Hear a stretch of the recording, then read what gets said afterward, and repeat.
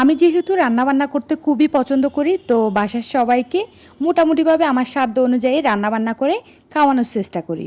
তার মধ্যে বাসার সবাই কিন্তু আমার হাতের রান্না খুবই পছন্দ করে। সবাই যতটুকু আবদার থাকে সবে আমার কাছে চেয়ে বসে, তাদেরকে এটা সেটা রান্না করে খাওয়াতে হবে। সবসময় আমার হাসব্যান্ড, ভাই, বোন এদের আবদারে রান্নাবান্না করে থাকি। তবে আজকে আমার কাছে আবদার করে বসলো আমার নানু। নানুর নাকি আমার হাতের কচুরলতি দিয়ে চিংড়ি মাছ খেতে খুবই ইচ্ছে করতেছিল।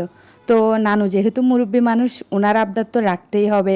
উনি তো আর আমার কাছ থেকে কোরমা পোলাও কোনো কিছুই চাইলো না, সামান্য তো কচুরলতি চাইলো। তো কচুরলতি রান্নার জন্য আমি প্রথমে লতিটা সিদ্ধ করে রেখে দিয়েছিলাম, আর যা যা মশলা দেওয়ার আছে সব কিছু দিয়ে চিংড়ি মাছটা দিয়ে ভালো মতো একটু কষিয়ে নিয়ে এর মধ্যে কচুরলতিটা দিয়ে দিয়েছিলাম। তারপর পরিমাণ অনুযায়ী লবণ দিয়ে ব্যাস ডেকে দিয়ে কিছুক্ষণ রান্না করলে রান্না কমপ্লিট। আর রান্না শেষে ধনেপাতা তো মাস্ট বি দিতেই হবে। এখন এই পর্যায়ে একটু নেড়েচেড়ে দিয়ে ডেকে দিয়ে চুলাটা অফ করে দিলে রান্না কমপ্লিট। ব্যাস আমার নানুর আবদারেই কচুরলতি রান্না করে দিলাম।